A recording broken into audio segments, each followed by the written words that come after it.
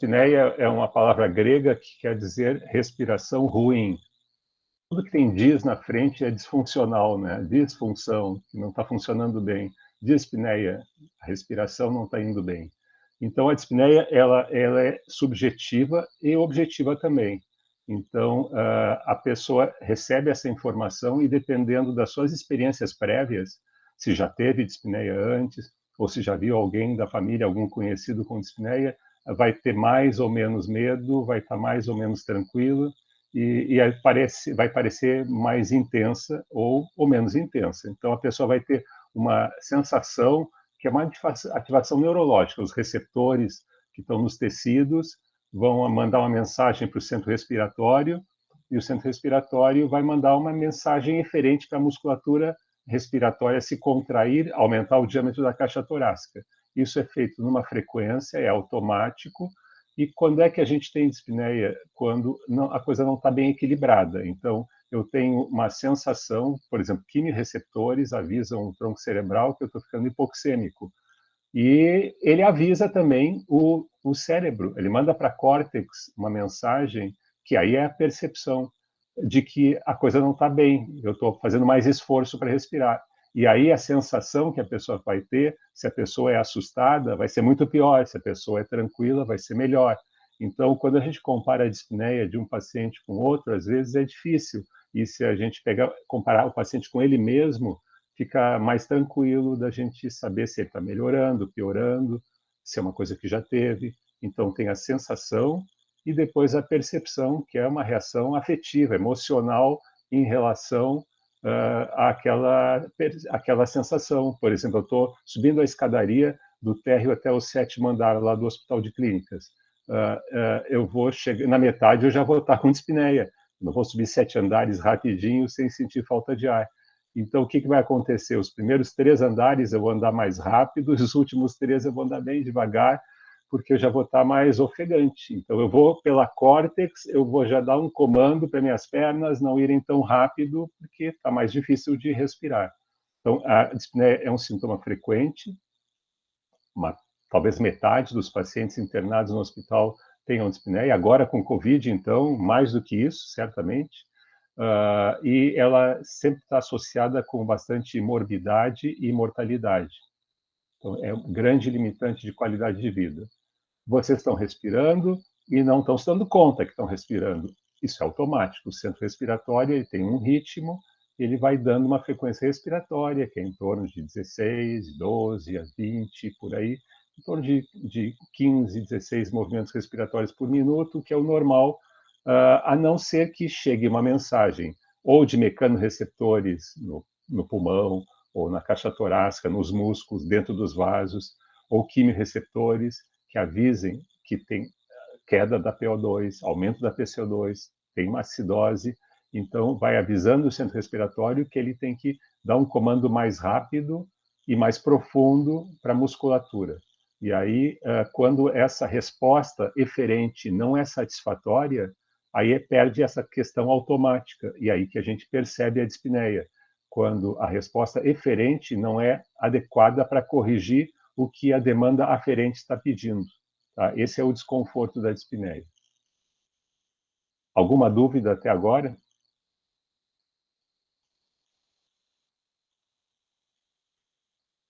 Vamos seguir.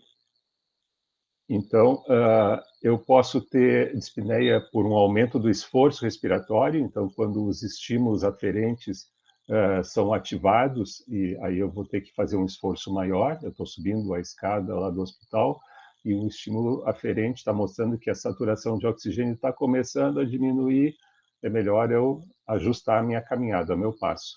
E eu posso também ter um problema de mecânica ventilatória, eu posso, por exemplo, ter uma cifescoliose, ou posso estar com um outro problema de restrição. Então, vamos explicar alguns exemplos aqui. Por exemplo, um aumento do esforço respiratório, eu posso ter, então, os mecanorreceptores e também os quimiorreceptores avisando que eu tenho que fazer mais esforço. Então, vamos ver que mecanorreceptores são esses. Os mecanorreceptores estão dentro do tecido pulmonar, então, se eu tiver uma doença pulmonar intersticial, uma fibrose pulmonar, por exemplo, uma inflamação, uma pneumonite, o pulmão vai estar com a complacência comprometida, ele vai estar mais rígido. Então, quando a musculatura respiratória contrair para aumentar o diâmetro da caixa torácica, ela vai ter que fazer mais força. E aí esses mecanorreceptores vão avisar que o tecido pulmonar vai avisar que o pulmão não está tão frouxo, não está solto como deveria ser. Se eu tiver um derrame pleural, por exemplo, os mecanorreceptores vão avisar que na base daqui do pulmão direito, por exemplo, eu não consigo expandir, tem uma limitação. Então, isso já vai ser avisado, o mecanorreceptor vai dizer que para o centro respiratório tem que fazer mais esforço, que aqui sozinho não está, essa área não está ventilando bem, então o resto do pulmão vai ter que trabalhar um pouco mais para compensar essa área que não está indo bem. Se eu tiver uma embolia pulmonar, por exemplo, aqui tem trombo dentro do vaso, né? O contraste aqui é branco e o preto aqui é o trombo dentro do vaso. Então, a artéria pulmonar, alguns ramos da artéria pulmonar estão ocluídos ou parcialmente ocluídos e a pressão na artéria pulmonar aumenta, embolia pulmonar, vai chegar um aviso lá no centro respiratório de que está mais difícil a circulação. E para poder oxigenar, eu tenho que ter um equilíbrio entre oxigenação e circulação. Então, a circulação não está bem. E claro que, ao mesmo tempo, a PO2 vai cair e os quimiorreceptores também vão avisar que a oxigenação não está bem. Então, vão ser dois mecanismos simultâneos que vão dizer que a pessoa tem que fazer uma taquipneia para ver se consegue oxigenar melhor. Tá? E a insuficiência cardíaca, aqui o exemplo da direita, então o pulmão está encharcado, congesto, ele fica pesado. Também tem insuficiência cardíaca, também tem derrame pleural junto. Então, o pulmão pesado e congestionado, então a caixa torácica vai ter que fazer mais esforço para expandir e acelerar um pouco mais para manter a PO2 adequada. Então, além dos mecanorreceptores, tem doenças que mexem com os quimiorreceptores. Por exemplo, na asma, também na embolia pulmonar, uma pneumonia, na insuficiência cardíaca, que eu vou ter dificuldade de troca de gases. Então, os gases não vão chegar adequadamente até o alvéolo. Mas também eu posso ter uma hipóxia ambiental, eu posso estar dentro de um ambiente que está consumindo fogo, está consumindo oxigênio, ou eu posso estar fazendo um esforço na altitude. Eu estou indo conhecer Machu Picchu, que eu não conheço, mas imagino que naquela altitude, a 2.800 metros, a pressão ambiental de oxigênio é menor, então o meu esforço vai ter que ser maior, a não ser que eu fique muitos dias e acabe desenvolvendo uma policitemia compensatória, para então, depois ambientado, poder jogar futebol na Bolívia ou na Colômbia, com melhores resultados. Depois, também tem as condições que alteram o espaço morto, como na embolia pulmonar. Tem uma área que ventila, mas ela não é perfundida, então aquela área é morta. Então, ela rouba um pouco da eficiência do sistema de oxigenação. Se eu tiver uma acidose metabólica, como na insuficiência renal, ou na sepse, ou na acidose tubular renal, a acidose vai fazer com que eu tenha que hiperventilar para jogar para fora o CO2, e então a hiperventilação vai me dar dispneia. Também, se eu tiver anemia ou uma hemoglobinopatia, nesses casos também a entrega de oxigênio nos tecidos vai ser insuficiente. Então eu vou ter que desenvolver uma taquicardia e uma taquipneia para conseguir que chegue mais oxigênio nos tecidos. Agora, a disfunção da mecânica ventilatória, então eu tinha falado em cifoescoliose como exemplo, mas eu também posso ter obstrução da via aérea por um corpo estranho, né? Eu posso ter aspirado o corpo estranho, eu posso estar com laringoespasmo, edema de glote, fui picado por uma abelha, estou com angioedema, e aí a glote fecha, ou um fármaco que me desencadeou um quadro anafilático. Então, eu posso ter obstrução da via aérea, que pode ser alta ou baixa, mesmo na laringe, pode ser também nos brônquios. O corpo estranho também pode estar em qualquer local da via aérea.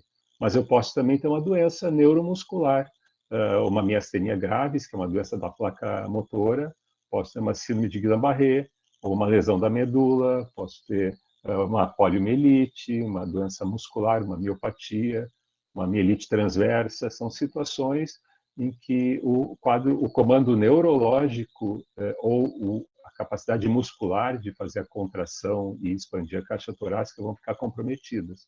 Aqui tem um paciente com miastenia, você deve ter visto na semiologia, com ptose e diplopia, né, os olhinhos divergentes e a pálpebra caída. E a cifoescoliose, ou também a obesidade, ou até a gestação, final de gestação, né, o abdômen muito grande e a restrição à expansão do diafragma. Então, o diafragma não consegue rebaixar tão bem quando tem obesidade ou quando tem gestação avançada, e isso vai dar alteração da complacência da caixa torácica.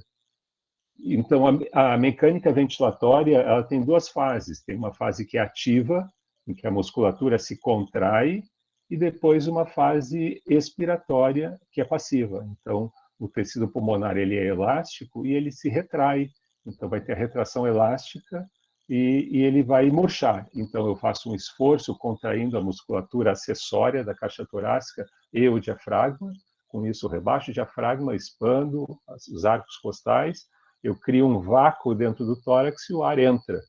Depois termina aquele estímulo do centro respiratório, corta o estímulo e aí a retração elástica vai fazer, e o peso do tórax também vão fazer com que o pulmão vai ser esvaziado. Então, a expiração depende muito, também a inspiração, da complacência, a distensibilidade do tecido pulmonar. Se ele está muito enrijecido, a complacência está muito diminuída na fibrose pulmonar, vai ser mais difícil de fazer expansão. E se ele está muito frouxo, com efizema, que ele praticamente, muitas áreas de tecido são substituídas por bolhas, ele fica murcho, como um balão de aniversário murcho, ele colapsa e às vezes a expiração fica mais difícil. Tá? Então, nós temos a inspiração ativa, a expiração passiva, dependendo das propriedades elásticas. Então, agora vamos para a parte clínica, causas mais importantes de hipoxemia, que é a causa mais comum de dispneia, né? Pode ser acidose também, mas em princípio hipoxemia é o mais comum. Então, nós vamos ter uma fração inspirada de oxigênio baixa, FO2, é uma expressão que vocês vão, não sei se já foram apresentados, mas talvez na fisiologia, é fração inspirada de oxigênio. O ar ambiente tem 21% de oxigênio e 79% de nitrogênio, a não ser quando é muito poluído, quando tem queimadas, vai ter monóxido de carbono, enfim. Se eu estou num ambiente com fogo, vai consumir o oxigênio, se é um ambiente fechado, e ao mesmo tempo eu posso aumentar a fração inspirada de oxigênio se eu colocar um catéter nasal com oxigênio, uma máscara, ou então até entubar o paciente, eu posso levar até uma fração inspirada de 100%, que não é muito bom, mas em determinadas situações eu posso precisar aumentar a fração inspirada de oxigênio para que a saturação de hemoglobina fique adequada e a entrega de oxigênio nos tecidos seja correta. Então, FO2 baixa vai me dar hipoxemia. Eu posso estar hipoventilando, se eu tiver, por exemplo, tomado uma dose grande de barbitúrico. Então, eu vou estar entrando em coma barbitúrico e aí eu vou hipoventilar, a minha musculatura e o centro respiratório vão estar deprimidos, não vou abrir muito bem a caixa torácica e hipoventilar e posso até morrer por hipoventilação por hipóxia. Uma causa de morte na intoxicação barbitúrica é insuficiência respiratória. Eu posso ter limitação da difusão também, porque a difusão é onde o sangue passa de dentro do alvéolo para dentro do capilar. Nós vamos ver isso logo mais adiante. Então, se tiver problema na difusão, eu posso também ter um desequilíbrio da relação ventilação-perfusão. Nós temos um débito cardíaco em torno de 5 litros por minuto.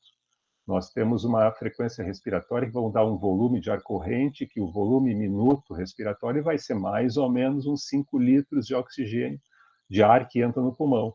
E esse ar, o oxigênio tem que entrar, o CO2 tem que sair, e para isso o sangue tem que passar rapidamente pelos capilares junto dos alvéolos para fazer essa troca. Se o sangue não estiver chegando, por exemplo, na embolia pulmonar, ou se o oxigênio não estiver chegando, por exemplo, num corpo estranho ou num broncoespasmo, então eu vou ter um desequilíbrio dessa relação. As duas causas vão dar hipoxemia. Vou falar sobre isso logo em seguida.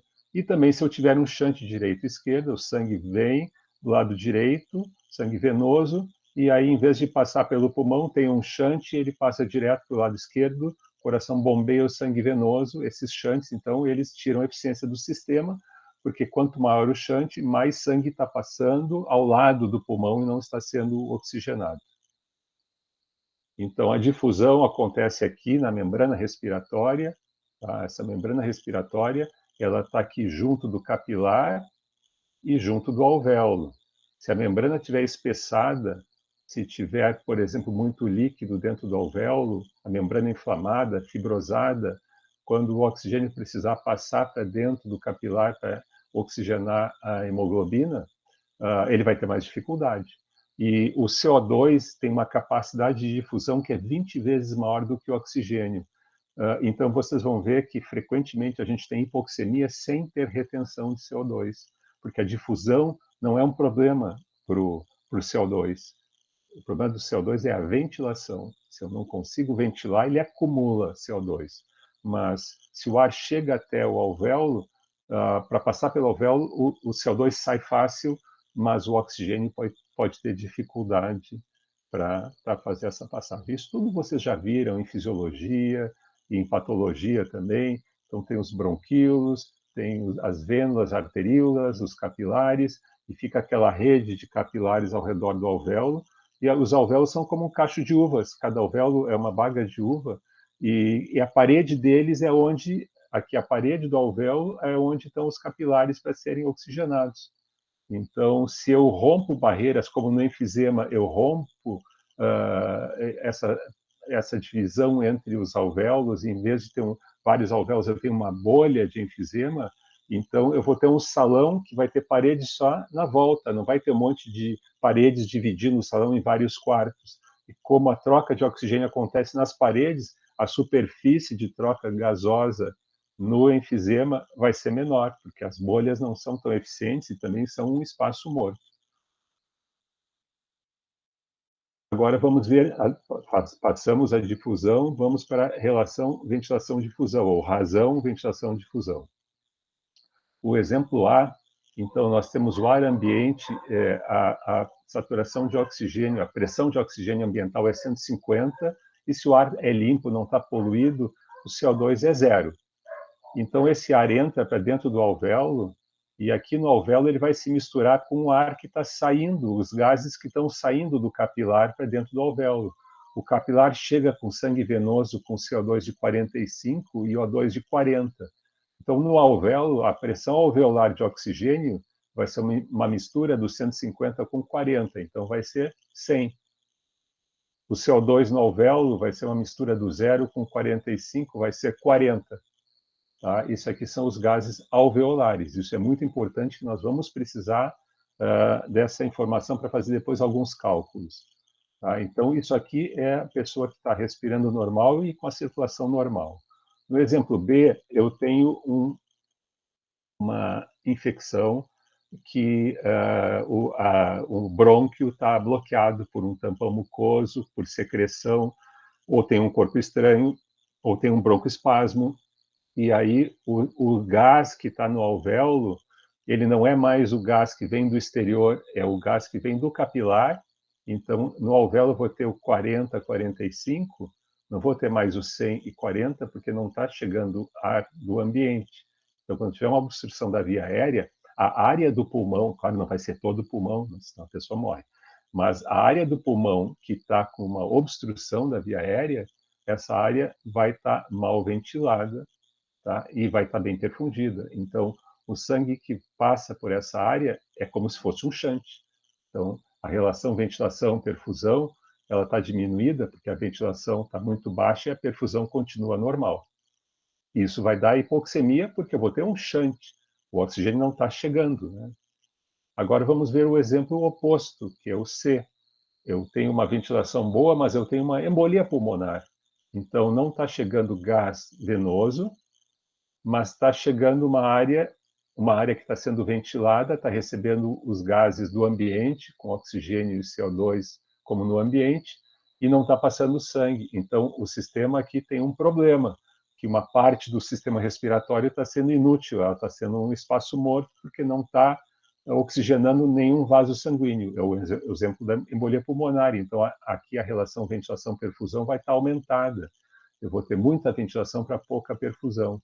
Nas duas situações, tanto a relação aumentada ou diminuída, eu vou ter hipoxemia. Então, as condições clínicas, agora chegando de fisiopatologia, vamos para condições clínicas que causam dispneia, são as mais frequentes que a gente está acostumado, são as cardíacas e as pulmonares, mas também tem outras. Então, miocardiopatias, né, insuficiência cardíaca, doenças infiltrativas pulmonares, cardíacas, amiloidose, hemocromatose, são doenças que infiltram o miocárdio, ou insuficiência cardíaca dilatada, uma miocardiopatia dilatada, ou uma cardiopatia hipertensiva, ou uma cardiopatia isquêmica, ou uma doença de válvulas cardíacas, ou mesmo se eu tiver uma arritmia cardíaca, como uma taquiarritmia, uma bradicardia, uma bradiarritmia, todas essas vão me causar dispneia. Então, quando o paciente chega na emergência se queixando de que está com dispneia, eu tenho que pensar, essa dispneia pode ser cardíaca, será que ele é cardiopata, será que ele é isquêmico, será que ele trata a cardiopatia isquêmica, será que ele infartou, será que ele tem arritmia cardíaca, será que ele tem, sei lá, doença de Chagas, enfim, tem muitas doenças possíveis cardíacas que eu tenho que conhecer para pensar, mas claro que no exame físico alguma coisa vai me ajudar a pensar que o problema é cardíaco ou outros sintomas associados. Causas pulmonares, DPOC, asma, então, bronquite crônica, enfisema, asma, doenças pulmonares intersticiais, câncer, pneumonia intersticial, pneumonia eosinofílica, bronquiolite obliterante, tem muitas doenças pulmonares que podem causar dispneia. Causas que não são cardiopulmonares também pode ser o refluxo gastroesofágico, que vai aspirar ácido, vai dar broncoespasmo, laringoespasmo, vai dar tosse também. O paciente pode estar ansioso, pode ser uma crise de hiperventilação, uma crise de ansiedade também vai dar dispneia. Se eu estiver fora de forma, se eu estou agora vários meses com a pandemia, fazendo menos exercício, quando eu for subir os 7 andares lá do Clínicas, a pé eu vou subir bem devagar, porque eu não vou estar em forma. Se eu for correr na rua, vou dar 3 passos e já vou começar a ficar ofegante. Agora, o obeso e a gestante, por limitações da expansão do diafragma, também podem ter dispneia. O paciente com hipertensão, com uma pós-carga muito alta também, uma crise hipertensiva vai dar dispneia. E o paciente com hipertiroidismo também vai ter dispneia, vai estar taquicárdico e vai tolerar mal os esforços. Agora, a dispneia pode ser aguda ou pode ser crônica. Então, o paciente pode ter começado, ele não tinha esse problema e, de repente, subitamente, ele ficou dispneico. Então, ele pode estar infartando, pode ser um infarto agudo do miocárdio, pode ser a primeira manifestação de um infarto, pode ser dor, mas ele pode ser um diabético com doença aterosclerótica avançada, ele pode, inclusive, ter um infarto sem dor e o sintoma dele pode ser dispneia. O paciente pode ter uma insuficiência cardíaca crônica compensada, mas ele pode um dia ter um edema agudo de pulmão. Ele estava bem, mas aí ele resolveu parar de tomar os remédios e foi comer um churrasco. Ou ele foi comer um churrasco e para poder tomar uma cerveja e para não misturar álcool com remédio, aquela fantasia dos pacientes. Então ele não tomou remédio e comeu bastante sal. E aí ele fez um edema agudo de pulmão. Um tamponamento cardíaco também, se ele tiver, por exemplo, um infarto em que rompeu a parede livre do ventrículo esquerdo, encharcou o pericárdio, o saco pericárdico de sangue, e aquilo vai fazer uma restrição, ele vai tamponar. Tem outras causas inflamatórias, infecciosas também, que causam derrame pericárdico e levam ao tamponamento, mas elas são um pouco mais lentas, vão se formando aos poucos, não são agudas. O sistema respiratório, então, agudamente, pode ter um broncoespasmo, como na asma, pode ter um edema de glote, pode fazer, num pós-operatório de cirurgia, o paciente pode fazer uma embolia pulmonar. Um jovem pode romper uma bolha, ou um paciente com enfisema pode romper uma bolha de enfisema e fazer um pneumotórax, que pode ser espontâneo, ou pode ser um pneumotórax traumático também, levou uma facada, foi atropelado, fraturou vários arcos costais, trauma, contusão torácica, pneumotórax, dispneia aguda. Infecções pulmonares, tanto a bronquite aguda, infecções virais, Covid, influenza, vírus respiratório sincicial, uma pneumonia bacteriana também, vai dar dispneia aguda, e uma obstrução da via aérea, aspiração, anafilaxia, então causas de dispneia aguda. Agora, as causas mais comuns de dispneia crônica, aí já é um pouco diferente. Então, o paciente já tem asma desde a infância ou desde a adolescência, há muitos anos, ou o paciente é fumante e depois de fumar 15 anos, 20 anos, já começou a ficar com dispneia, broncoespasmo por bronquite, depois de alguns anos vai ter enfisema, também vai ter dispneia crônica, especialmente aos esforços, mas a cada infecção, a cada agudização da doença, ele vai ter dispneia.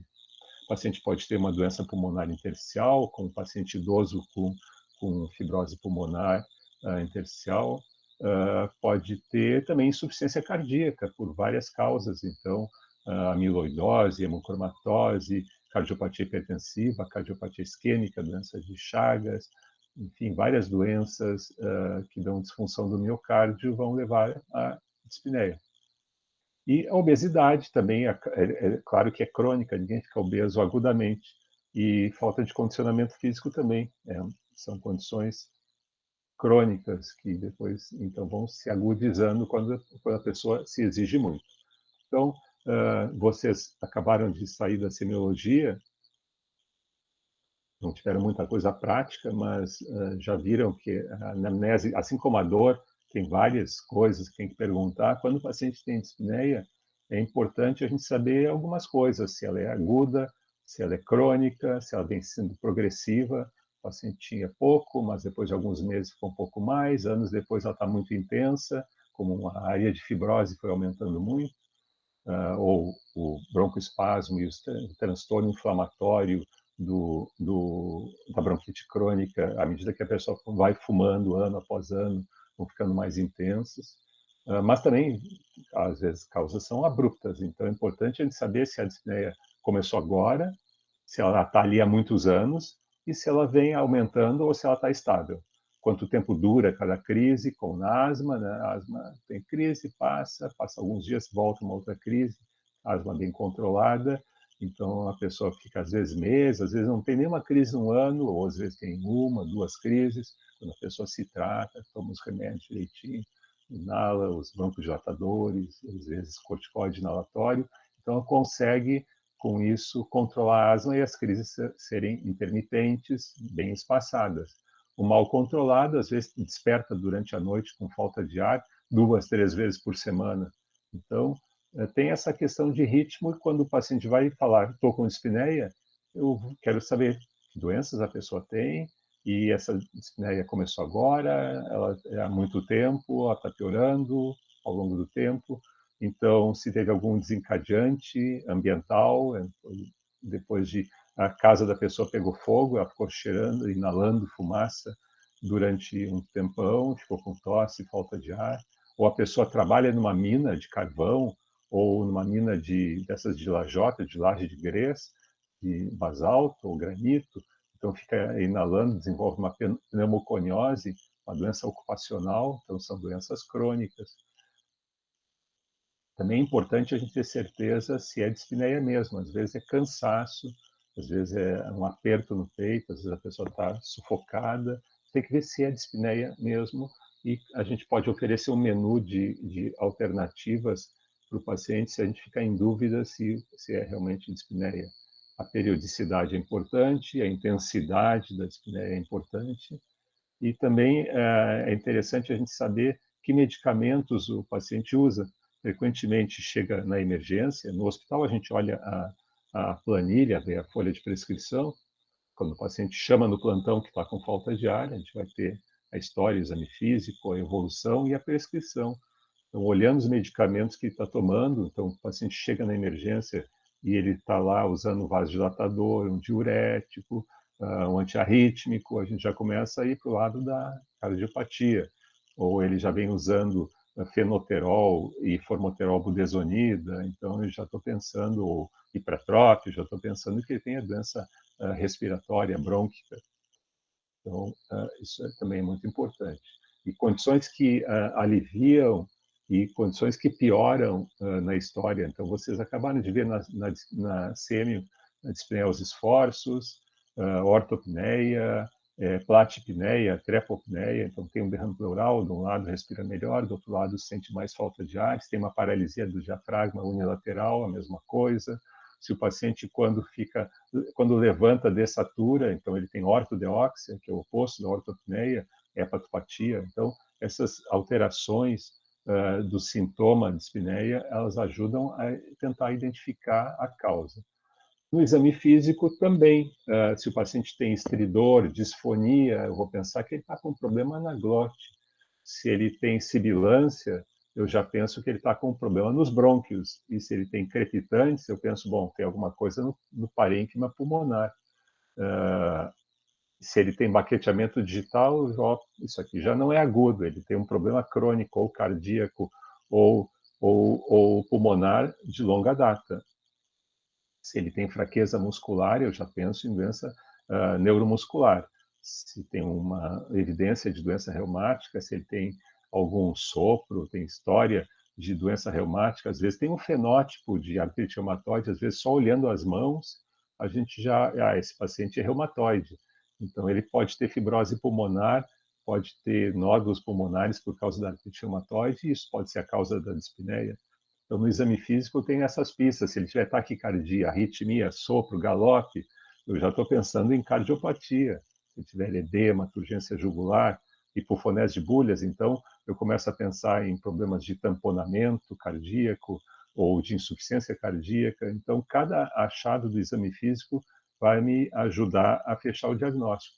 Então, só voltando aqui, quando eu começo a sobrepor sintomas e sinais, eu vou apurando o diagnóstico. Então, eu vou aumentando a chance do paciente ter determinada doença. Se eu tenho, por exemplo, tosse, com escarro purulento, e febre, e dispneia, e dor torácica ventilatória dependente, eu começo a juntar sintomas, e na ausculta eu vejo que tem crepitantes e tenho febre, então, esse paciente aqui tá com pneumonia. Deve ser, né? Provável, uma síndrome. Então, ou o paciente chega lá espirrando, tossindo, com febre, dor de garganta, dores musculares, fraqueza. Ele está com uma síndrome gripal. Então, eu fui juntando vários sintomas, não é um só. O paciente chega se queixando de dispneia e no exame físico eu vejo que ele está taquicárdico e está com arritmia cardíaca. Eu vejo que o ritmo está bem irregular. Isso pela ausculta já vejo que ele tem fibrilação atrial. Então ele está com edema periférico, e ele tem turgência jugular e ele tem ortopneia. Então, tudo isso eu vou juntando para insuficiência cardíaca, para uma cardiopatia com ataque arritmia. Então, a sobreposição de sintomas e sinais é que vão nos ajudar a chegar no diagnóstico. Então, é importantíssimo a gente ter história e exame físico completos. Vocês vão ver na reunião de quinta-feira, eu mandei um link para vocês, todas as quintas-feiras, às 11 horas, nós temos a reunião do Serviço de Medicina Interna. É sempre apresentado um caso clínico, e vocês recebem na semana anterior a história, a anamnese, exame físico, e vocês vão discutir com o professor na hora do round. Esse ano a coisa está meio complicada, mas vocês vão discutir para ter hipóteses diagnósticas, e na hora da reunião, um porta-voz da equipe, geralmente é o R2, vai dizer, a partir da história e exame físico, as hipóteses diagnósticas, e depois vai se solicitar exames para tentar esclarecer o diagnóstico e depois determinar conduta. Então, algumas reuniões vão ser de caso fechado, em que o paciente já teve alta ou morreu, e a gente vai ter todo o histórico, e algumas reuniões vão ser de caso aberto, em que o paciente está ou no ambulatório ou internado ainda, o diagnóstico não está pronto e o caso está sendo trazido para a reunião, para que toda a equipe, todos os professores contratados e residentes e alunos possam ajudar a dar sugestões para melhorar o diagnóstico, chegar no diagnóstico e definir um melhor tratamento. Então, quinta-feira, às 11 horas, vocês estão convidados, convocados a assistir a reunião. Eu já mandei o link. Inclusive, mandei um link hoje ali para o grupo, pelo WhatsApp, para 2 aulas de gasometria arterial. Tá? Porque nos exames de laboratório para avaliar a dispneia, não é muita coisa de laboratório que a gente usa para avaliar a dispneia. Vai ser hematócrito, hemoglobina e gasometria. Hematócrito, hemoglobina para ver se o paciente tem anemia, porque o paciente com anemia tem mais dispneia quando faz esforços. Tanto o cardiopata como o pneumopata, quando ficam anêmicos, eles acabam tendo mais dispneia. A gasometria, então, vai ser muito importante, tanto para doenças cardíacas, pulmonares e também para a sepse, porque ela nos ajuda a ver questão de desequilíbrios de oxigenação, mas também desequilíbrios ácido-básicos. A gente vai ter pH e vai ter PCO2 e bicarbonato e excesso de base, saturação de oxigênio, PO2, enfim, a gente vai ter várias informações na gasometria que é muito útil para a gente ver da onde vem a dispneia, qual é a área do corpo que está comprometida. Vocês vão ter.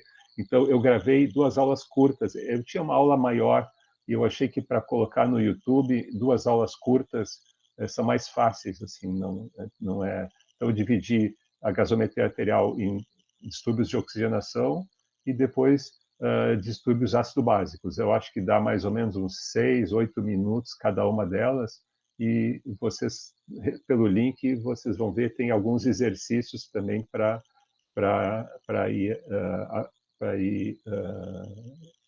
treinando como é que se interpreta uma gasometria. Depois, mais adiante, a gente pode conversar sobre isso ao longo nem é semestre agora, as 4 semanas. Então, gasometria arterial, hemograma, hematócrito, hemoglobina. Depois tem 2 exames que não são fundamentais, mas eles podem ajudar. Os dedímeros são produtos de degradação da fibrina. Então, o fibrinogênio, ele é clivado em fibrina, e aí a fibrina vai servir para formar trombos, coágulos, para estancar um sangramento, por exemplo, se eu tiver uma hemorragia, faço uma lesão, uma veia, uma artéria tão lesionadas, ou a minha pele está cortada, eu vou tender a sangrar. Então, eu tenho que estancar o sangramento. Eu vou ter vasoconstrição e também vou ter que ocluir os vasinhos com coágulos. Né? Então, eu vou fazer trombos. Então, eu tenho fibrinogênio circulando e quando o endotélio é rompido, então as plaquetas são aderidas pela carga elétrica, né? As plaquetas têm carga negativa, e o endotélio também, eles se repelem. Mas se eu tiver uma lesão do endotélio, aí a carga da parede do vaso rompido vai ser positiva e as plaquetas vão ser atraídas e vão grudar e vão chamar a fibrina. Então, o fibrinogênio vai ser clivado em fibrina e vai formar um coágulo. E aí esse coágulo vai se dissolvendo e vai aparecendo esses produtos de degradação da fibrina, que são os dedímeros, a clivagem da fibrina. Então, indica que tem algum processo tromboembólico. Então, os dedímeros eles nos ajudam a pensar que existe um processo de trombose. Entretanto, tem uma coisa perversa, que inflamação também aumenta dedímeros. Por exemplo, agora na COVID, os pacientes que têm inflamação pela doença viral, pela inflamação, eles aumentam os dedímeros, porque os pacientes vão desenvolver fenômenos trombóticos dentro da circulação desencadeados pela infecção pelo vírus. Então, ele aumenta com trombo, mas as infecções aumentam o trombo. E o paciente que está internado há muitos dias, ele também acaba tendo dedímeros aumentados. Então, dedímeros é um exame que a gente pede, na verdade, para excluir a embolia pulmonar. Olha que paradoxo. Ele tem um valor preditivo negativo muito grande e positivo muito baixo. Então, ele dá muito falso positivo, mas ele dá pouco falso negativo. Então, o que eu faço? Quando o paciente chega na emergência e fica aquela coisa de dispneia, será que embolia? Se a probabilidade dele ter dispneia pela embolia não é muito grande e eu tiver dedímeros normais, então com uma grande chance de acertar, eu posso excluir embolia pulmonar e posso eventualmente, inclusive, liberar o paciente para ir para casa, não precisa internar porque não é embolia pulmonar. Ou outra coisa, pelo menos. Dedímeros aumentados, ele pode aumentar por muitas coisas, então ele não é usado para diagnóstico de embolia. Então ele é usado para descartar embolia. BNP, que é o peptídeo natriurético brain cerebral, mas na verdade ele é produzido no átrio. Então seria melhor chamar de ANP. Esse peptídeo ele é produzido pelo átrio quando tem uma disfunção atrial. Então, quando tem insuficiência cardíaca, aumenta o BNP. Então, quando o BNP tiver a pessoa com dispneia com BNP muito baixo, provavelmente não é insuficiência cardíaca. Por outro lado, se o peptídeo natriurético muito alto vai sugerir que a dispneia seja por insuficiência cardíaca.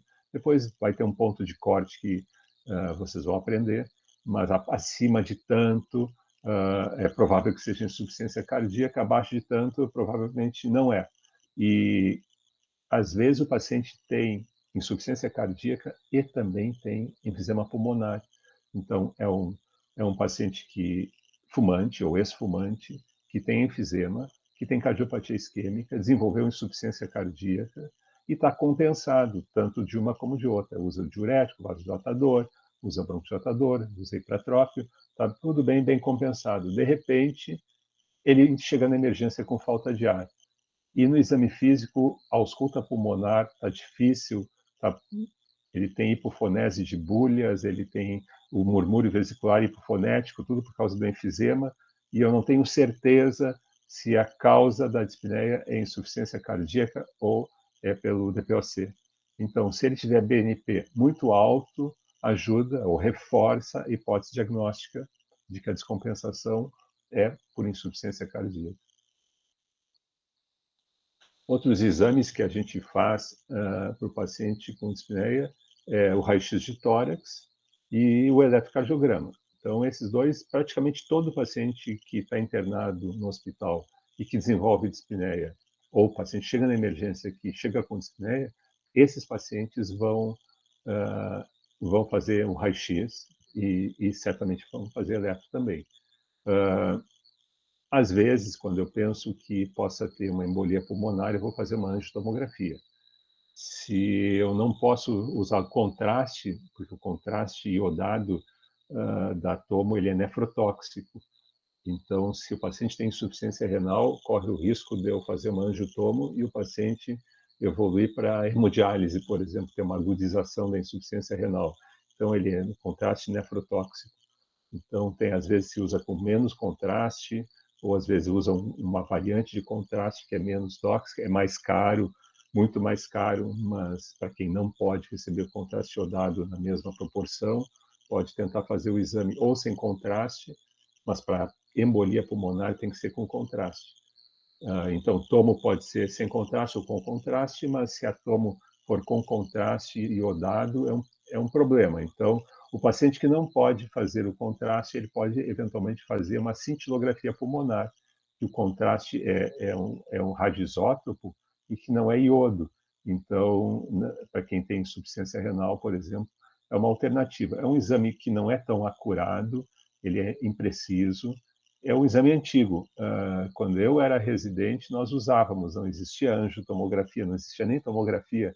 Então, era cintilografia pulmonar com duas fases, uma fase perfusional e uma fase inalatória, e não podia ser ao mesmo tempo. Então, o paciente ganhava um contraste, injetava um contraste com radioisótopo, e aí era feita a cintilografia, e aí tinha o desenho da perfusão. Depois limpou isso, num outro momento ele inalava um gás com radioisótopo e aí fazia um desenho do pulmão na área ventilada. Então, quando tinha um desequilíbrio, um mismatch, ou seja, uma área ventilada não era perfundida, tinha uma mordida na perfusão, então aquilo ali indica que tem uma embolia pulmonar. É um exame que está bem, ele não é preciso, ele já é um exame de terceira linha, não é uma arteriografia, não é uma angiotomografia, mas ele não usa contraste iodado. Às vezes, em último caso, a gente acaba usando. Ele é disponível no hospital, o serviço de medicina nuclear ainda faz. E depois da parte cardiológica tem o ecocardio. A gente não faz para todos os pacientes. O ecocardio pode ser transtorácico e pode ser transesofágico, por endoscopia. O endoscópio leva o probe lá para encostar pelo esôfago, encosta no coração, então sai a pele, gordura, costela, músculo. Então a imagem fica muito mais nítida, mas é um exame que exige uma sedação.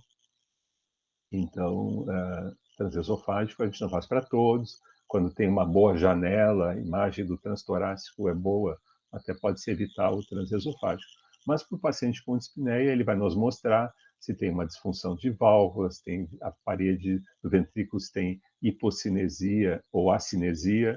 Uma área infartada não contrai, uma área isquêmica pode contrair um pouco. Então, eu posso ter áreas hipocinéticas ou áreas cinéticas, vamos dizer, essa parede não contrai, essa parede contrai, e quando eu faço o ecocardio, eu vejo que ele está contraído aqui, e aqui está paradinho, não está mexendo. A área cinética já infartou. A área hipocinética também ele vai me mostrar se o ventrículo está hipertrófico, se ele está infiltrado, se eu tenho doença de válvulas, se tem derrame pericárdico, eu posso estimar a pressão da artéria pulmonar. Então, o ecocardio ajuda bastante no paciente com dispneia. Então, raio-x de tórax, angiotomo, eletro e ecocardio são exames que a gente acaba usando bastante no hospital. Depois tem um algoritmo aqui, que eu não vou entrar em todos esses detalhes, tem no livro Sinais e Sintomas das Artes Médicas, que a gente até foi escrito pelos professores e contratados aqui do Clínicas. Então, tem vários, vocês conhecem, talvez a semiologia já tenham tido acesso, mas tem ali um capítulo de dispneia e ele dá esse algoritmo.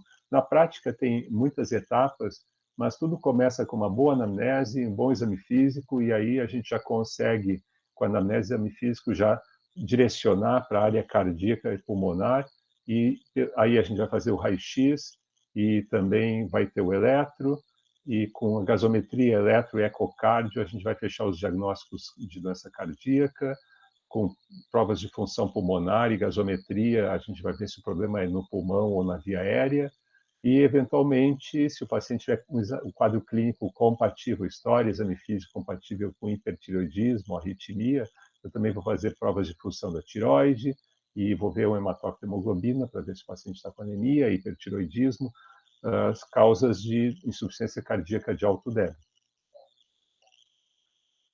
Vocês vão ter que aprender a calcular o gradiente alvéolo arterial de oxigênio. Essa fórmula vocês têm que entender. Depois, com o smartphone, no Medicalc, no Clinicalc, vocês vão ter, é só digitar a FO2, a PCO2, e vocês já vão ter o gradiente. Então, vai ter a PO2, PCO2 e fração inspirada, ele já vai dar o gradiente. Para que me interessa o gradiente? O gradiente vai me diferenciar se o problema está no pulmão ou na via aérea. Tá? Então, o gradiente alvéolo arterial, o normal dele, é a idade vezes 0,21 mais 2,5. Então, uma pessoa de 60 anos, 60 vezes 0,21 mais 2,5 dá 15. Uma pessoa de 70 anos vai ser 17. Uma pessoa de 80 anos vai ser 19. Então, esse é o gradiente alvéolo arterial de oxigênio, ou seja, a diferença entre o oxigênio que... Você lembra daqueles modelos que eu mostrei ali, que tinha o ar que chega do ambiente e o ar que vem do capilar, e eles se juntam e vão ficar no alvéolo. Então, o gradiente alvéolo arterial vai nos ajudar para saber se o problema está na via aérea ou se o problema está no pulmão, na difusão ou na circulação. Pelo gradiente eu posso saber se por isso, tá? Eu vou mostrar aqui para vocês no próximo slide. Então, eu tenho um paciente com uma gasometria de pH 740, uma PO2 de 60, uma PCO2 de 36 e uma fração expirada de 21. Então, ele está respirando no ar ambiente. Ele chegou com falta de ar e ele está respirando oxigênio. Não ganhou ainda oxigênio por catéter nasal, nem máscara. Tá? A PCO2 dele está 36. Tá? Ela está um pouco levemente diminuída. E a PO2 tá 60, está baixa. Então, ele tem hipoxemia, ele está com falta de ar. E eu quero saber se o problema é no pulmão ou na via aérea. Então, vou calcular o gradiente. Então, eu uso aquela fórmula que vocês vão usar o dispositivo lá, o aplicativo do Clinicalc, Medicalc, e vão colocar lá FO2. Então, vai ser 0,21 vezes a altitude, a pressão ambiental. Porto Alegre, cidade nível do mar, é 47, então 760 menos 47 é a pressão atmosférica de oxigênio em cidades litorâneas. E essa constante vezes a PSO2. Com isso, eu vou calcular a pressão alveolar. Eu não tenho como medir na gasometria a pressão alveolar, eu consigo saber qual é a pressão arterial. Na gasometria, eu tenho a PaO2, que é a pressão arterial de oxigênio. Então, para calcular o gradiente, eu tenho que saber qual é a alveolar. E como eu não consigo ir lá no alvéolo para aspirar os gases para saber, então eu tenho que estimar. Sabendo que o CO2 difunde muito bem, 20 vezes mais que o oxigênio, então eu posso usar a PCO2 e a FO2, junto com essas duas variáveis, eu consigo estimar a pressão alveolar, e pegando a pressão alveolar, eu posso fazer a diferença entre as duas. Então, calculando a pressão alveolar 0,21 menos vezes a constante menos 1,25 vezes o 36, então eu usei a fração inspirada de oxigênio e usei a TCO2, e com isso eu tenho a pressão alveolar de oxigênio, 105. Como a gasometria me deu a pressão arterial de oxigênio, então o gradiente é 105 menos os 60, então o gradiente deu 45. Então, o gradiente acima de 20 indica que eu tenho um distúrbio de ventilação-difusão, ventilação-perfusão, difusão ou shunt. E se eu tiver ele menor do que 15, que é o normal, claro, uma pessoa mais idosa pode ser menor que 17 ou 19, mas se tiver abaixo de 20, indica que o problema é hipoventilação. O paciente está com hipoxemia por hipoventilação. Se o gradiente estiver acima de 20, ele está com hipoxemia por um distúrbio da relação ventilação-perfusão, difusão, ou ele tem um shunt muito grande. Então, o gradiente vai nos ajudar se o paciente está com problema de via aérea ou se o problema está na parte de pulmão, circulação pulmonar. Muito importante no manejo do paciente, no diagnóstico e manejo do paciente. Vamos ver aqui um outro caso. Esse de cima, a gente viu que deu 45. Agora vamos pegar essa gasometria que o paciente está com acidose. O pH está 7,25 e a PO2 continua com 60. Só que agora a PCO2 está muito alta, está 66. Ele está em ar ambiente ainda na emergência, não ganhou oxigênio. Então a PO2 está baixa, mas a PCO2 está alta. Então eu vou estimar a pressão alveolar para depois fazer o cálculo do gradiente. Então, 0,21, que é a FO2, vezes a constante, menos a constante vezes a PCO2, deu 67. Como a pressão, a PO2, que ele tem capilar, era 60, na gasometria a PO2 deu 60, e a alveolar calculei 67, então o gradiente deu 7, deu menor do que 20, deu menor que 15, deu baixo, então ele está hipoventilando.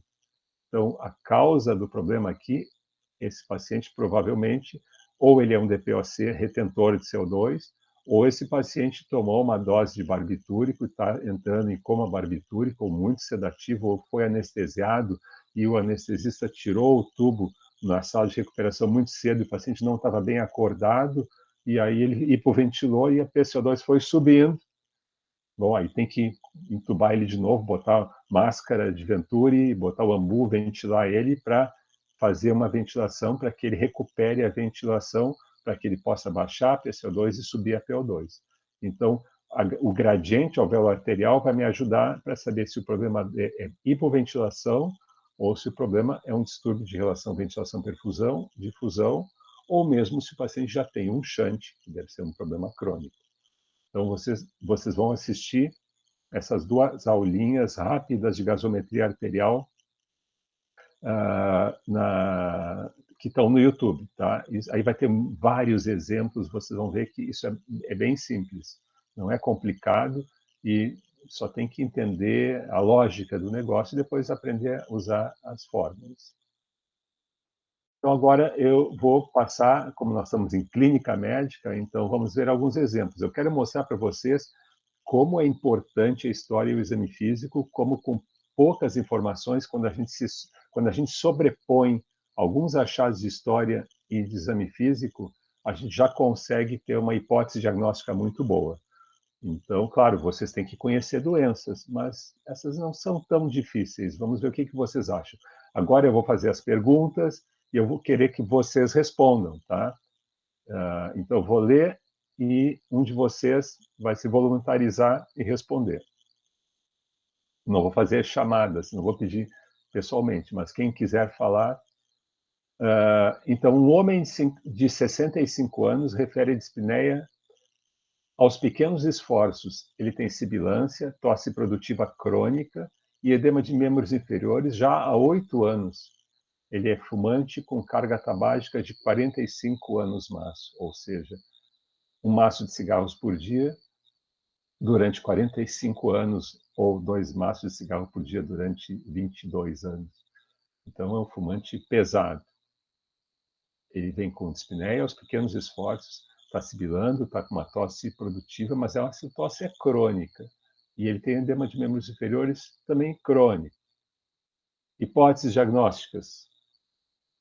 Vamos lá, quem quer falar? Eu pensei em DPOC, professor. DPOC. Concordo. Boa. É um fumante, claro, um fumante, uma carga tabágica e já tem uma tosse crônica, tosse produtiva crônica, então ele já tem uma bronquite crônica. E ele tem já, eventualmente, dispneia pode até ser por cor pulmonar, e aí ele tem uma insuficiência cardíaca direita e já tem edema de membros inferiores.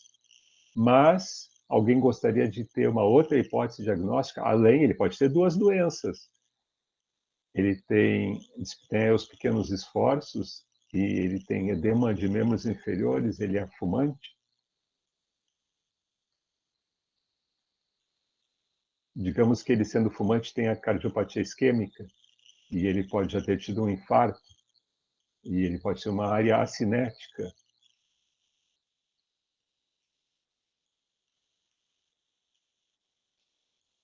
Alguém gostaria de arriscar? A insuficiência cardíaca? Insuficiência cardíaca. Então, ele pode ser um paciente que é um fumante crônico, tabagista, que tem já bronquite crônica, mas também ele tem uma doença aterosclerótica, que já infartou, tem insuficiência cardíaca e, por acaso, ele parou de tomar os remédios que ele tinha que estar tomando, por vários motivos, má adesão, e ele descompensou a insuficiência cardíaca, está com dispneia aos pequenos esforços, sibilância, quase entrando em edema agudo de pulmão, e com edema de membros inferiores, que é crônico, mas talvez tenha até mais do que já tinha antes. Então, são boas hipóteses diagnósticas. Opa, pulei aqui. Então, pode ser uma coisa, mas pode ser outra também. Ele pode ter mais de uma doença. Agora, essa mulher de 24 anos que tem dispneia aguda, mas essa dispneia ela é aguda, mas ela se repete em crises desde a infância. Desde criança ela tem essas crises de dispneia e quando acontece a dispneia ela tem sibilância e ela tem tosse e tem escarro mucoide. São crises periódicas. Bom, eu até dei uma cola aí, apertei. Alguém quer falar?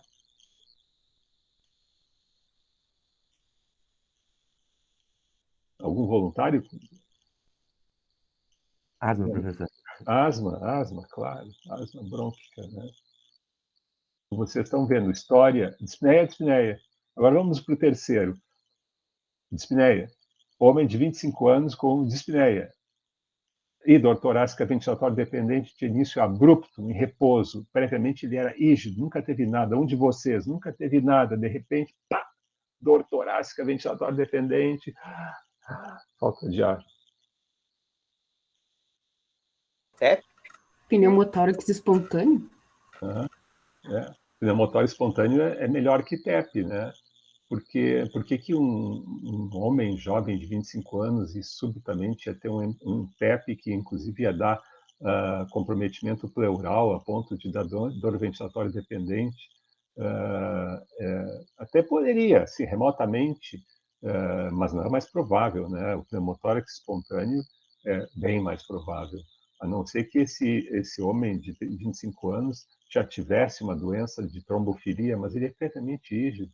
Então, por que ele teria TEP, né? Difícil. Acho que, claro, dispneia e dor torácica, sim, mas previamente rígido e jovem, eu diria que na reunião de quinta-feira, quando a gente vai colocar hipóteses diagnósticas, dentro, vai ter as prováveis, vai ter as possíveis, vai ter as improváveis e vai ter as remotas. Então, nesse caso, eu diria provável pneumotórax e improvável TEP. Por que eu acho improvável? Porque é um homem de 25 anos previamente isto, mas eu teria que ter colocado lá naquele quadro de hipóteses diagnósticas, vai ter que estar lá a TEP também, porque às vezes a gente se surpreende. Bem pensado. E essa mulher de 30 anos que apresenta dispneia progressiva, acompanhada de ptose palpebral, diplopia e disartria, ela queixa-se de fraqueza da musculatura proximal e ela tem inclusive dificuldade para extensão cervical. Miastenia. Miastenia. Vocês viram aqui, nós temos 4 exemplos, os 4 têm dispneia. Então, um tem dispneia crônica, um tem dispneia aguda, outro tem uma dispneia intermitente e outro tem uma progressiva. Juntando com outros sintomas, a gente começa a levantar boas hipóteses diagnósticas. E aqui, esse homem de 58 anos, que tem dispneia aos pequenos esforços, ortopneia, fadiga, palpitação, edema de membros inferiores, e ele é portador de hipertensão arterial sistêmica desde os 32 anos. Imagina, ele era hipertenso bem jovem e já tem aí 26 anos de hipertensão. E agora está com dispneia, ortopneia, fadiga, palpitação, edema de membros inferiores. Insuficiência. Insuficiência cardíaca? Uma boa, né? É uma boa. Por cardiopatia isquêmica ou por cardiopatia hipertensiva. Deve ser por hipertensiva, né? A lei pede também que ele tenha outras doenças, mas, em princípio, insuficiência cardíaca num paciente com hipertensão de longa data, eventualmente ele não se tratava muito bem, pode ter ficado inicialmente com sobrecarga de ventrículo e ficou hipertrófico e depois acabou ficando dilatado e ficou com insuficiência cardíaca, miocardiopatia dilatada, cardíaca congestiva. E essa mulher de 46 anos, com dispneia aguda, no primeiro pós-operatório de cirurgia pélvica. Imagina só, ela foi fazer uma cirurgia ginecológica e no primeiro pós-operatório ela começou a ter dispneia agudamente, com taquicardia e taquipneia, e tinha edema e eritema do membro inferior esquerdo. Hipóteses diagnósticas? TEP. TEP. TEP por?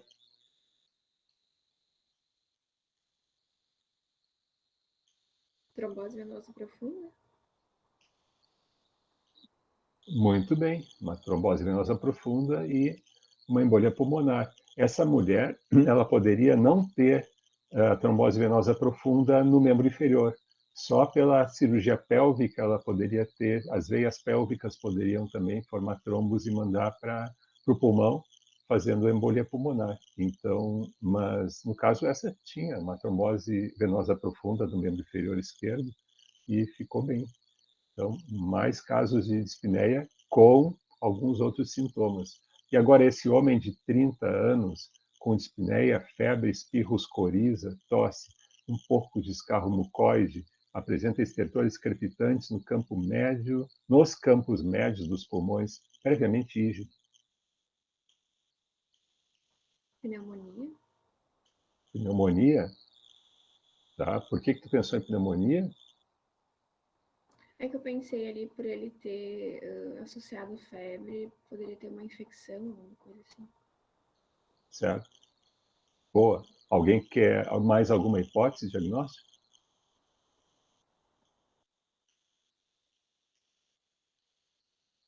Um de vocês, vamos pensar assim, vocês jovens não têm 30, têm 20, 22, 25, sei lá, por aí, 22 anos.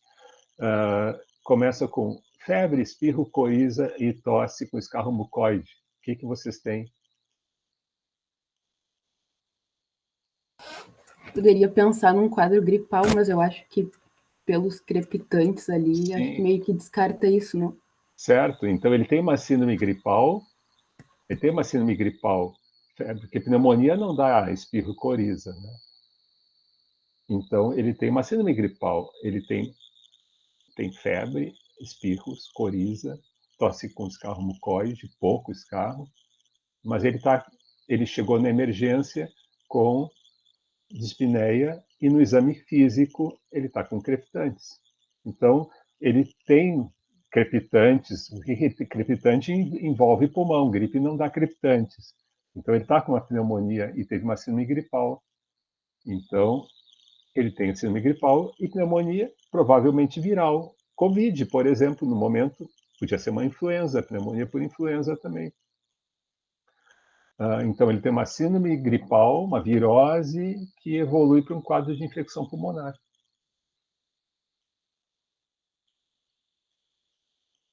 Então, aí, de novo, né? Dispneia. Mas ele tem duas síndromes, né? Ele tem uma síndrome gripal, mas ele tem crepitantes que não fecham, né? E ele é previamente rígido também. Não vou dizer que esse cara já tinha alguma doença pulmonar intersticial prévia.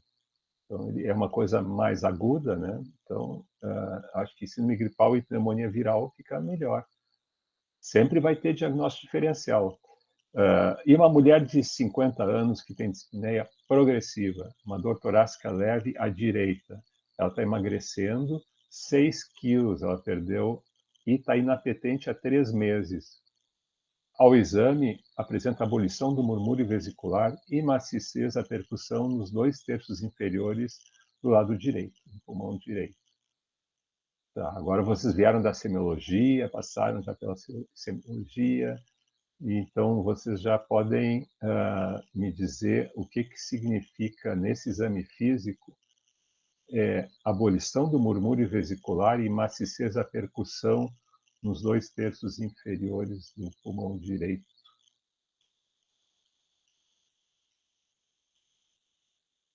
O que dá maciez com abolição do murmúrio vesicular? Eu pensaria Uma em neoplasia? neoplasia.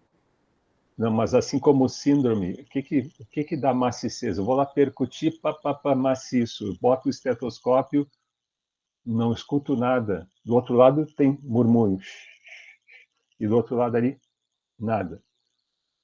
Maciço. O que eu tenho ali?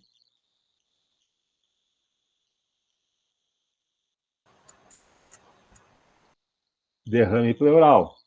Vocês não tiveram prática, desculpe, vocês não tiveram prática de semiologia, tiveram mais história, né? Anamnese, não foram ver pacientes, não é?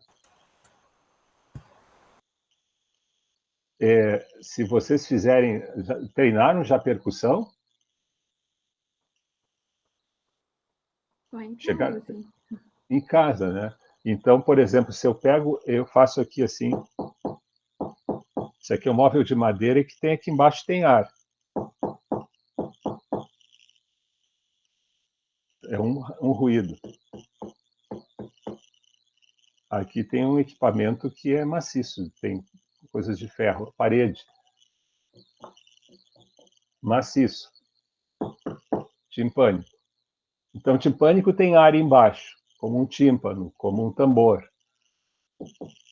Quando está preenchido lá, aquele material ali está condensado, então, provavelmente eu tenho líquido, tenho derrame pleural. Tá? Maciez, tá? Maciez. E o murmúrio abolido. Por quê? Porque aquele derrame pleural, ele abafa, não deixa, é como um derrame pericárdico, a gente bota o estetoscópio e não consegue escutar as bulhas, fica fraquinho, quase desaparece. Então, no exame físico, ela tem um derrame pleural. Então, essa mulher de 50 anos, ela tem uma dispneia progressiva, não é aguda, bem-vindo, mas está cada vez pior. Ela tem uma dor torácica do lado direito, ela vem comendo menos, vem emagrecendo, e ela, no exame físico tem um derrame pleural. Vocês falaram alguma coisa, algumas hipóteses. Vamos repetir, que eu resolvi fazer um parênteses aqui. Quais são as hipóteses diagnósticas? Eu pensaria em uma neoplasia. Neoplasia. Neoplasia, causando derrame pleural neoplásico.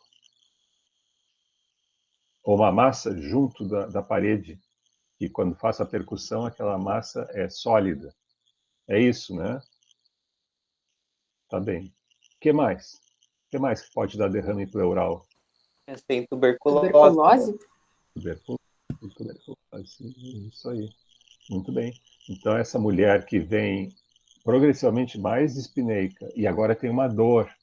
Insuficiência cardíaca não dói. Dá derrame pleural, mas não dói. Insuficiência cardíaca da dispneia, né? E pode também dar derrame pleural, mas não dói. Vai dar outros sintomas. Então, ela está comendo menos, está emagrecendo, né? Então, vamos dizer que ela seja aqui de Porto Alegre, tem bastante tuberculose em Porto Alegre. Então, essa mulher que está, ela pode ser uma fumante de longa data, né? Aí a história vai nos ajudar. Ela é uma tabagista pesada, ou a família dela tem uma síndrome que as mulheres todas desenvolvem câncer de mama ali pelos 30, 40 anos, ou 50, assim, a prevalência é muito grande, tem muito caso, é uma síndrome genética que elas têm casos câncer de mama, câncer de cólon. Então, às vezes tem uma história familiar de neoplasia muito grande, ou às vezes é um tabagista pesado e pode ter um câncer de pulmão, mas também ela pode ter uma tuberculose. De repente, ela está exposta cronicamente, ou no ambiente familiar ou profissional, a uma área que tem tuberculose. Porto Alegre não é raro. Então, ela pode ter um derrame pleural neoplásico ou tuberculoso. E como é que a gente vai saber? Faz o raio-x e mostra aquela massa e o derrame pleural, ou mostra aquela cavitação e o derrame pleural. Então, tem alguns achados radiológicos que são mais sugestivos de tuberculose, mas às vezes é só uma opacidade. Se tiver só uma opacidade numa área do pulmão, então uma área esbranquiçada e o derrame pleural, então ele pode ser neoplásico, aquilo pode ser uma pneumonia tuberculosa, mas ele pode ser uma neoplasia ou uma pneumonia obstrutiva, o brônquio está obstruindo aquele lobo e o lobo está com uma pneumonia porque não está drenando, então uma pneumonia obstrutiva. Então ele pode ter aquela opacidade, pode ser por tuberculose ou por pneumonia, e pode ser por neoplasia, e ele está com derrame pleural, mas para pneumonia pneumonia bacteriana é difícil, né? Só se for obstrutiva por neoplasia, porque ela é uma dispneia progressiva, a paciente está emagrecendo, está há 3 meses, né,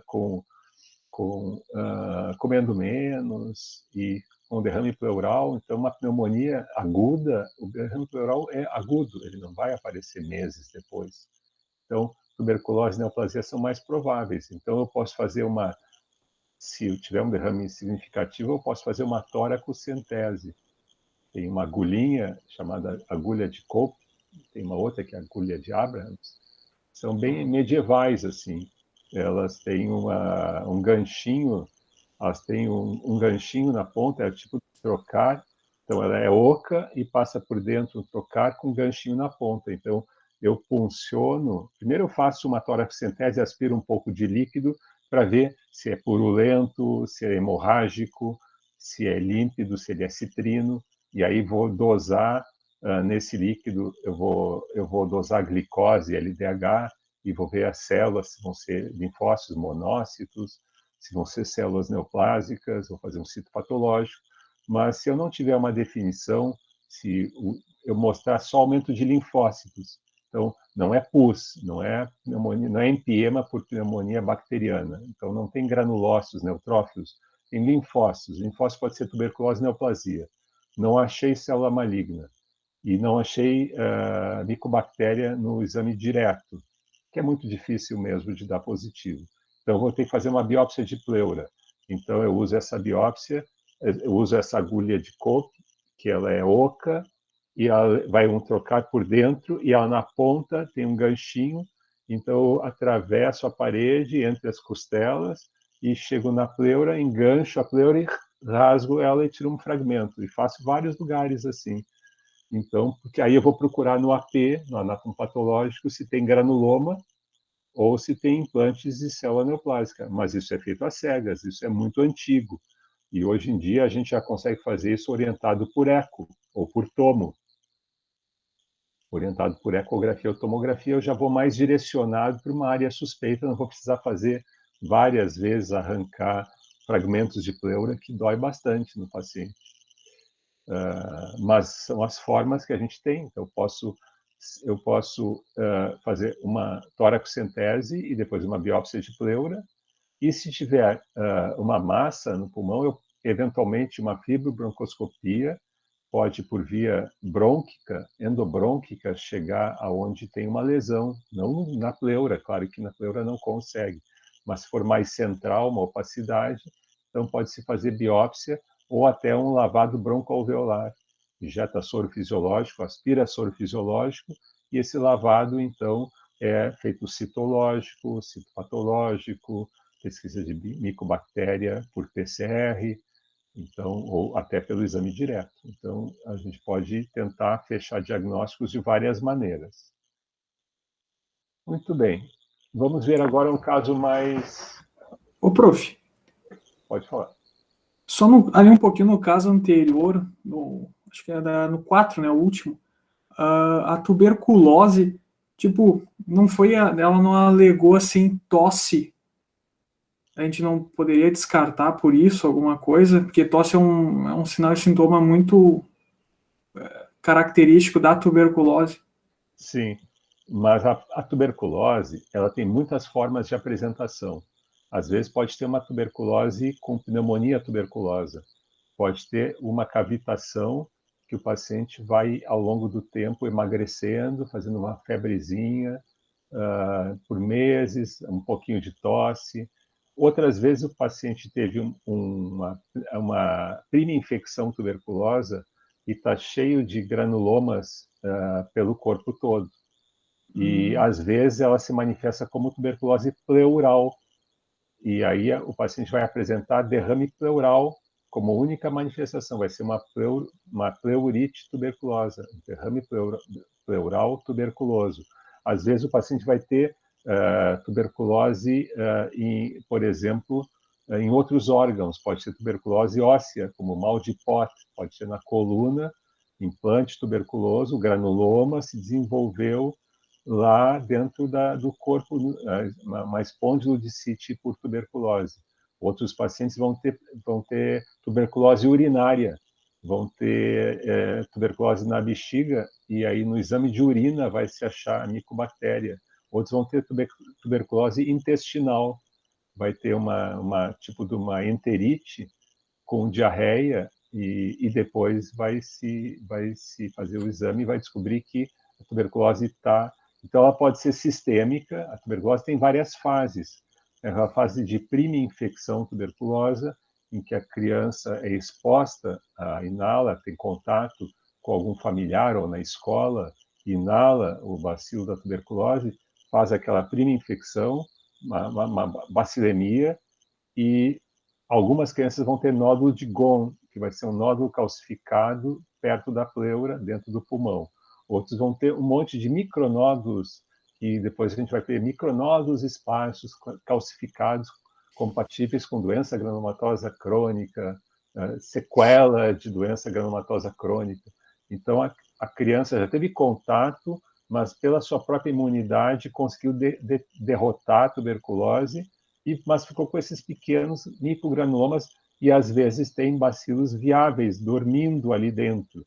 E aí a pessoa, por desnutrição, por usar um imunossupressor, por usar corticoide, por vários motivos, ou por desenvolver diabetes, que a imunidade pode diminuir, acaba reativando um foco, vai ter a doença tuberculose, reativando um foco antigo.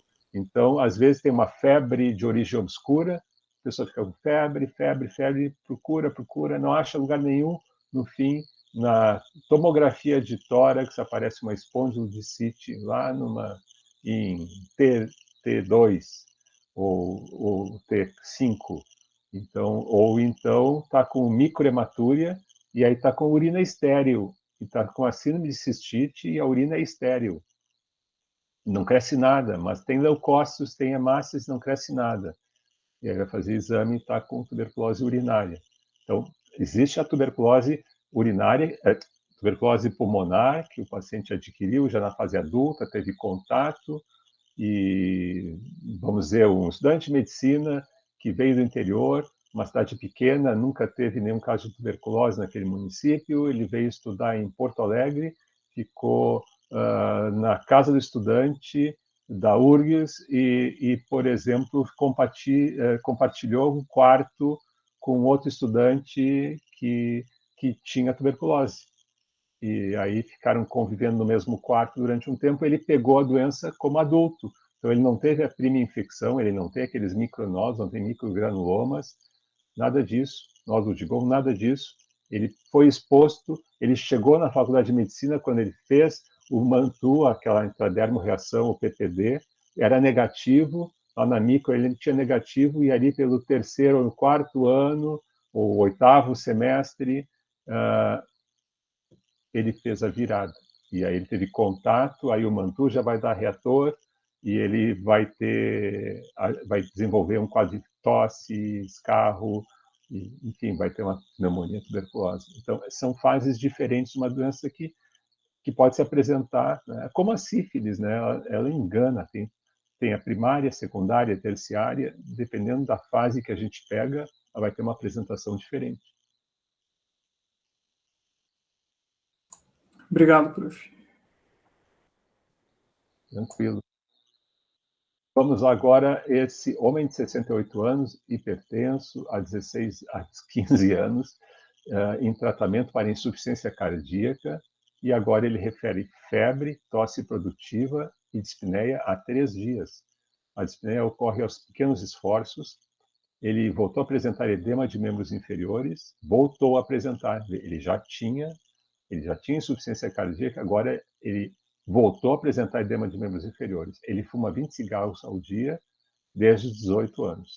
Então, 50 anos de cigarro, não sei se ele fumou desde o início 20 cigarros por dia, mas é uma carga tabágica enorme. No exame físico, ele está em regular estado geral, lúcido, orientado, coerente, mucosas úmidas e coradas, a pressão está 130/90, frequência cardíaca 112, frequência respiratória 28, temperatura 38,2, saturação de oxigênio 88, baixa, muito baixa. Normal é 94 para cima. Ritmo regular, 3 tempos, a terceira agulha, né? B3, não é B4. B3, sopro holossistólico em foco mitral, 1 cruz em 6. Turgência jugular, presente, urgência jugular a 45 graus, estertores crepitantes no campo médio direito e crepitantes finos nas bases, nas 2 bases, e edema de membros inferiores. Vamos fazer como na reunião clínica, vocês recebem uma história, aqui é uma micro-história, exame físico, mas vamos dizer que vocês como é que a gente raciocina aqui? Primeiro a gente faz uma lista de problemas, faz uma lista de tudo que tem de positivo. Então, é um homem de 68 anos, tá? Idoso. O que mais? Hipertensão. O que mais? Vocês vão falando agora. Idoso, hipertensão. Vão listando o que tem aí da história e exame físico para colocar na lista. Tratamento para insuficiência cardíaca. Insuficiência cardíaca. Febre, tosse produtiva, dispneia há 3 dias. febre, tosse, dispneia. Então, hipertensão, insuficiência cardíaca, febre, tosse, dispneia. E o que mais? Edema de membros inferiores. Edema. E só a história está enchendo meia página. Fumante. Fumante. E o exame físico, o que eu vou listar aqui? Vai seguindo.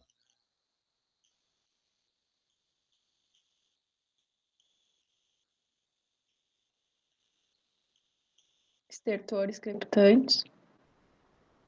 Crepitantes. Vamos ainda, antes disso, vamos pegar os sinais vitais ainda. Vamos aqui na ordem. Taquicardia, 112, né? Certo? Normal da frequência é 60, 90, 70, 90, né? Por aí. Claro, às vezes é menos, se a pessoa é muito treinada, mas acima de 90 já não está bom. 112 tem taquicardia. E a frequência respiratória é 28. É normal?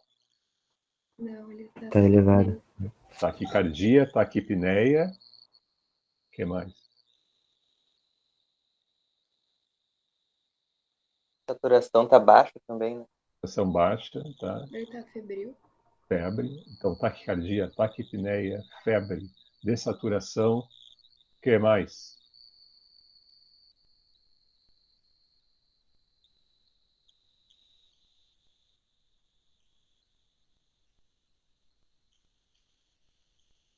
O sopro. Sopro. E ritmo regular em 3 tempos B3 é normal? Está galopando?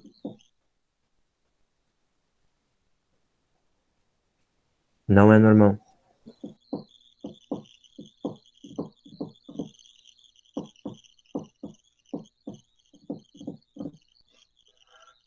Não é tum-tac, tum-tac. É.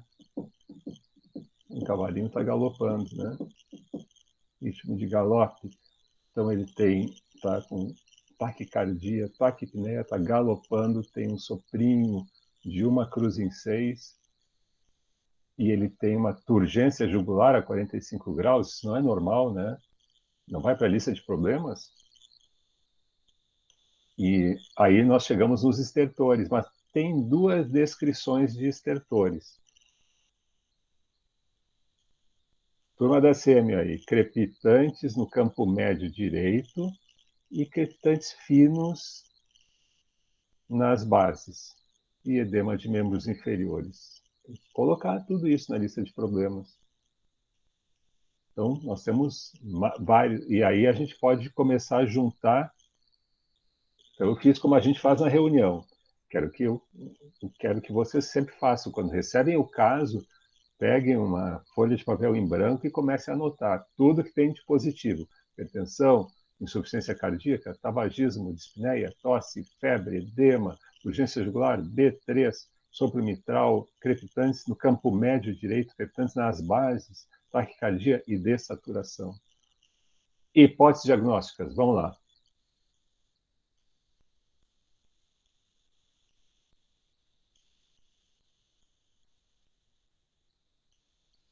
Tudo com vocês. Sem medo de ser feliz. Mas também pode dar balão, não tem problema.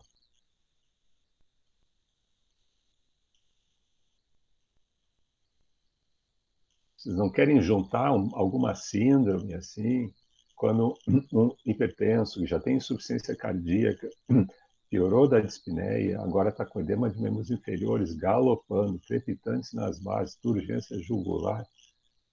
Que síndrome é essa? Poderia pensar uma infecção pulmonar, sei lá, uma pneumonia que descompensa a insuficiência cardíaca dele? Oh, boa, boa. Juntando 2 hipóteses, sim. Insuficiência cardíaca parece descompensada mesmo, é verdade. Mas tem essa história de febre com tosse produtiva. O fumante tem mais chance de ter infecções respiratórias, né? Paciente com bronquite crônica, às vezes agudiza, faz uma bronquite aguda. Então, tendo febre, tosse produtiva, um fumante pode estar com insuficiência cardíaca e ela pode ter descompensado o TPOC. querem colocar alguma outra hipótese?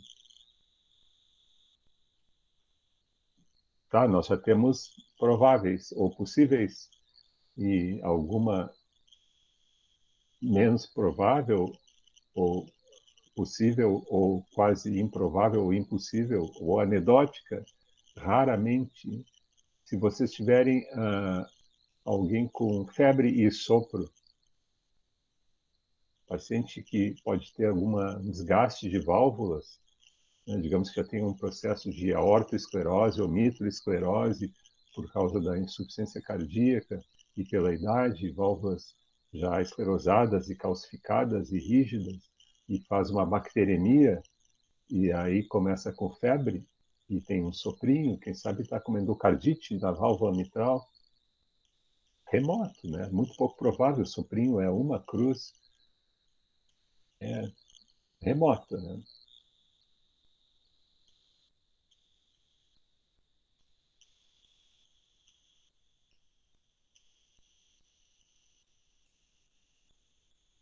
Alguém gostaria de colocar alguma outra hipótese?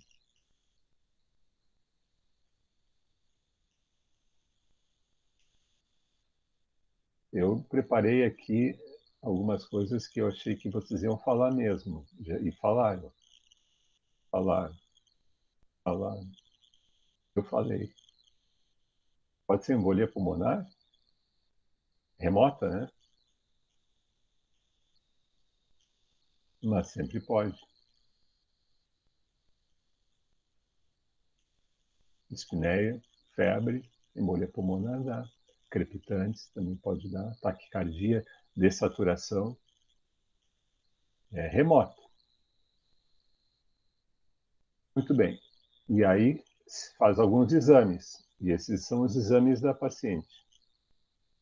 Que a gente, voltando aqui, lembra que a gente tinha falado, quando o paciente tem dispneia, tem alguns exames que a gente pode pedir, eletro, raio-x, hemograma, né, gasometria. Então, vamos investigar essa paciente, vamos fazer alguns exames. O raio-x dela deu assim. Ali onde ela tinha aqueles crepitantes, né, ela tinha crepitantes mais grosseiros no campo médio direito, tá ali a consolidação. E aonde ela tinha aqueles estertores crepitantes finos, aqui na base, né, ela já tem ela tem cardiomegalia, ela tem vasos sanguíneos mais proeminentes aqui para cima, tem um pouquinho de infiltrado, perihilar, então ela tem algum grau de congestão e tem uma opacidade. E o hemograma? Ela tem hematócrito normal, hemoglobina normal, e os leucócitos estão aumentados. E ela tem formas jovens, está com 5% de bastões. Então tem leucocitose com desvio à esquerda. A proteína C reativa, que o normal é até 5, ela está com 50. Então ela tem inflamação. Tem inflamação ali, né? A ureia está acima de 40. A creatinina está acima de 1,2. Então ela perdeu um pouco de função renal e a ureia está mais de 40 vezes a creatinina, o que sugere que seja um quadro pré-renal. Ou ela está um pouquinho desidratada, ou o débito cardíaco está um pouco diminuído e a perfusão renal diminui, aumenta a ureia e a creatinina, mas a ureia fica mais de 40 vezes a creatinina. Então, sugere que seja pré-renal, mas não é exclusivo. Sugere. E a gasometria arterial dela mostra, então, um pH de 7,30, PCO2 de 32, PO2 55, bicarbonato 16 e saturação 88. Então, pH de 7,30, o normal, teria que ser de 7,35 a 7,45. Então, ela está com acidose.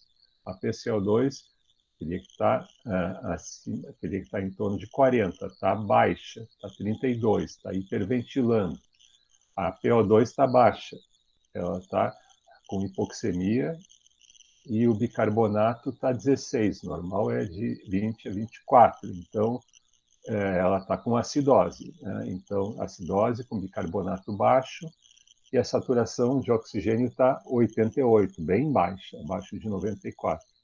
Então, nós temos hipoxemia e o paciente com acidose. Então, ela está hiperventilando para ver se consegue melhorar a PO2, e ela está hiperventilando para ver se consegue jogar para fora o ácido carbônico, né? Tentar corrigir a acidose, mas não está conseguindo. Então, a acidose dela não está compensada. O pH dela está 7,30. Vocês vão ver esses exemplos na aula de gasometria que vão assistir os videozinhos. Então, eu calculo o gradiente alvéolo arterial de oxigênio pela fórmula que eu falei para vocês antes, levando em consideração a PO2. Depois, calculando a pressão alveolar a partir da fração inspirada de oxigênio e da PCO2, então o gradiente deu 55. O normal é em torno de 15, né?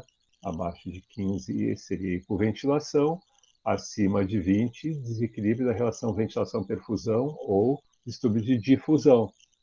No caso, a nossa paciente, ela tem uma pneumonia, e como é que está ali a relação ventilação-perfusão? Primária, que ela não está ventilando bem. Então, o sangue, quando passa por ali, ele não é bem oxigenado. Também tem insuficiência cardíaca. Então, insuficiência cardíaca, a membrana respiratória também fica espessada, os alvéolos ficam com algum pouco de líquido, onde tem aqueles crepitantes finos, já tem líquido nos alvéolos, já tem edema, então a difusão também está comprometida, então ela tem desequilíbrio da relação ventilação-perfusão e tem distúrbio de difusão. Então, é uma alteração mista que leva à hipoxemia, e ela tenta corrigir, mas ela não consegue adequadamente, e a relação entre a PO2 e a FO2, que é a PAF, que é índice de oxigenação, que o normal é acima de 300, está 262. Não é gravíssimo, mas o índice de oxigenação dela está ruim. Quando a gente colocar o oxigênio, vai aumentar a fração inspirada de oxigênio e vai aumentar a saturação de oxigênio com catéter nasal ou com máscara, ou mesmo entubada, ela vai conseguir melhorar a PO2. Em princípio, né? Gostaríamos que sim, às vezes não. Mas normalmente, quando a gente coloca o oxigênio, o paciente melhora a PO2. Mas o mecanismo, a gente está vendo que o problema dela não é hipoventilação. O problema é desequilíbrio de relação ventilação-perfusão e difusão também. Ventilação, perfusão e difusão, porque o gradiente alveolar arterial está aumentado. Essa paciente fez esse eletro também. Esse eletro, vocês não tiveram aula de eletro ainda, mas mostra que é o ritmo sinusal. Tem uma pequena onda P antes de cada complexo QRS. Tem onda P, tem uma flechinha aqui para vocês verem. A P flechinha. P, QRS, P, QRS, P, QRS. Então, o ritmo é sinusal. É um ritmo regular, mas tem taquicardia. Então, a taquicardia sinusal. O exame de escarro mostrou diplococcus gram-positivos. E a cultura mostrou Streptococcus pneumoniae. E nas hemoculturas não cresceu nada, como normalmente acontece nas pneumonias, que só 8% das pneumonias dão hemoculturas positivas. 92% das vezes não cresce nada, mesmo tendo pneumonia. Então, mas o grande escarro mostrou. Então, o escarro estava adequado, um escarro que não estava contaminado, não tinha muitas células epiteliais escamosas, tinha bastante leucócitos, e a cultura deu Streptococcus pneumoniae. Então, o diagnóstico final dela é hipertensão arterial sistêmica, insuficiência cardíaca congestiva, tabagismo ativo e pneumonia pneumocócica. Então, com a história e exame físico, a gente consegue levantar hipóteses diagnósticas, e que com exames de laboratório a gente conseguiu definir, inclusive, a etiologia. Esse é o método da nossa reunião de quinta-feira. Começa com a lista de problemas, de sinais e sintomas, depois hipóteses diagnósticas, depois se pede exames, e os resultados dos exames ajudam a afastar ou confirmar hipóteses.